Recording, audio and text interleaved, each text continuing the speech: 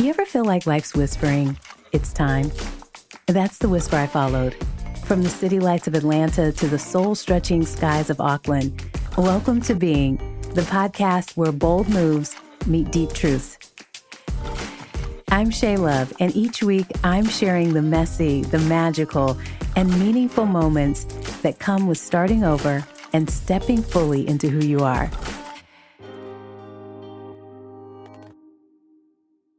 Clarity doesn't always shout.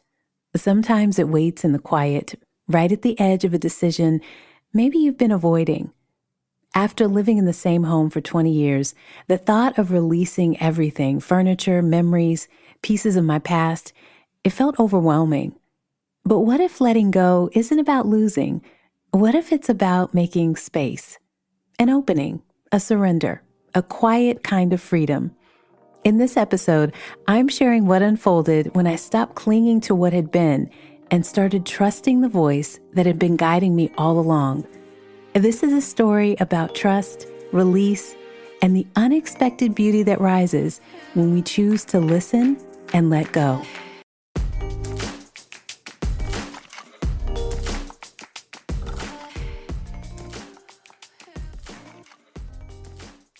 In episode 1, I shared the moment that I heard a whisper, "Move, and I will move mountains." And that moment changed me. After you've heard God's voice clearly, undeniably, something in you shifts. You start to move with more trust, listen with deeper intention, and let go, not out of fear, but because something greater is now leading the way. It awakens something, honestly, I couldn't ignore. I began listening more intentionally. I'd pay attention to the messages tucked in a caption on Instagram, in a lyric from a song, in a line from a book, in something a stranger might casually say. When you start living in alignment, even the mundane starts to feel divine.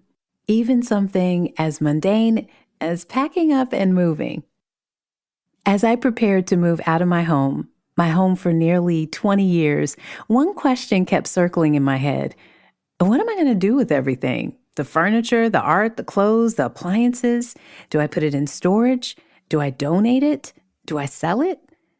And then one early Saturday morning, and if you know me, it's early, 12:55 a.m., I woke up with crystal clear clarity. Not a wandering thought, but a very clear message. Give it away. That was it. Give it away. There was peace in that instruction, direction, but also freedom. So I acted immediately. I sent a message to a few close friends, people I knew would understand what I was doing and respect the urgency. Sorry for the early text. Just blame it on me, the early bird. I've officially sold my home, and I'm giving away all the things that no longer serve me. Furniture, art, dishes, all of it. Come by and see what speaks to you. 2 friends responded within minutes, and yes, they were at my door at 5 a.m. because I knew they'd be awake to receive. Here's the thing. We live in a culture where receiving often comes with skepticism. We've been conditioned to believe that every gift has a hidden string attached. Every offering must come with a price. What's the catch? Why are you doing this? I couldn't possibly take this. You're giving this away for free? The disbelief isn't always about the item itself. It's about the unfamiliar feeling of grace. We're so used to transactional living, to earning everything, that pure generosity, it feels suspicious. It's almost like we've forgotten how to simply receive. So yes, no strings attached, no trade, just release. I told them, you're not just taking something. I want you to help me make space. These things might no longer serve me, but they might serve you in a deeper, more meaningful way. When we allow ourselves to receive freely with open hands and open hearts, we not only honor the gift, we honor the giver. And sometimes receiving is the spiritual assignment. Now, let me tell you what unfolded. Wow. It was so beautiful. One of my friends is a wonderful cook. She enjoys baking. She opened the kitchen cabinet and spotted a KitchenAid mixer that had been sitting untouched for 5 years. And she gently asked, "Are you really giving this away?" I smiled and said, "Yes, and I want you to have it." She went on to share how every holiday season, her aunt and daughter spent hours in the kitchen laughing, measuring, baking from scratch, passing down family traditions through flour-dusted hands and secret recipes, and how having a proper mixer would make those moments easier, more joyful, more complete. And as she spoke, I could see it so clearly. 3 generations gathered around the counter, the smell of something sweet in the air, love rising with every batch. And it made me emotional because in that moment, I realized that the mixer wasn't just taking up space in my cabinet. It was meant to create moments. It didn't just find a home. It found purpose. Another friend had been quietly searching for outdoor tables. A recent storm had rolled through, damaging much of her patio furniture, leaving behind broken pieces and a space that once brought her peace now felt a bit bare. So when she arrived, she immediately noticed the tables. That caught her attention. The chairs could wait, but those tables, they were right on time. She needed the tables, not the chairs. And wouldn't you know it, shortly after sending a text message of gratitude to the craftsman who had helped me prepare my home, it said something like this: "Happy holidays. I sold my home. Thank you so much for the care and attention you put into helping me prepare it. If you can use it, I'd love to gift you this television. It's nearly new, and it's my way of showing appreciation." He responded with such gratitude and agreed to come by the next day with his son. As I walked them through the house, I started by pointing out the television, grateful to be able to gift it to someone who had poured so much care into helping me prepare my home. I showed him a few other items that were still available, inviting him to take whatever might serve them.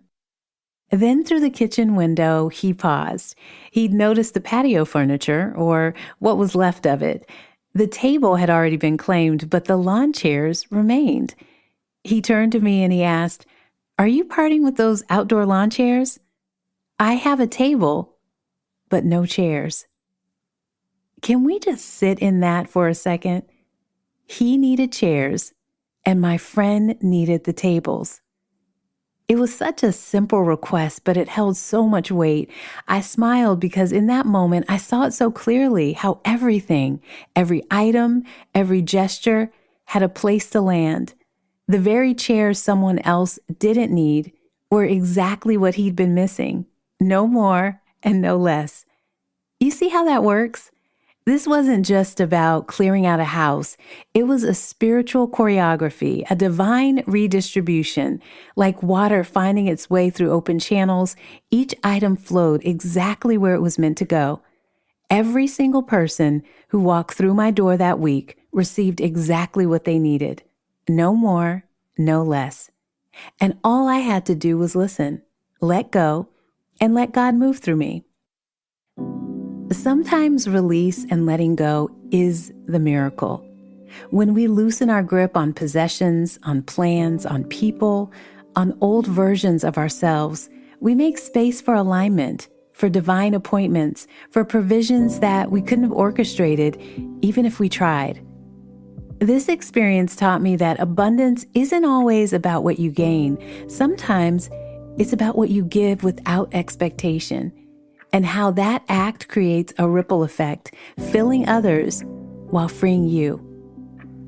I've had to let go of a lot of things: titles, physical items, VIP access, friendships, even close relationships.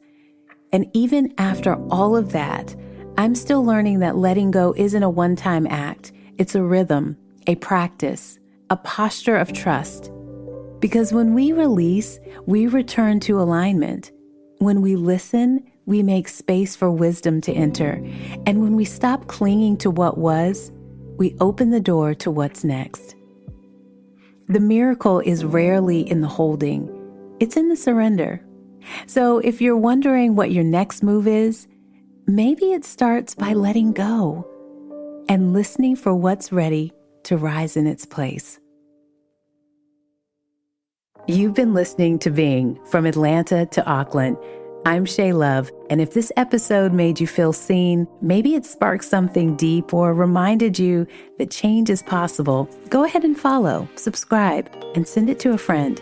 This journey is just starting. Keep stretching, keep rising, and always keep being.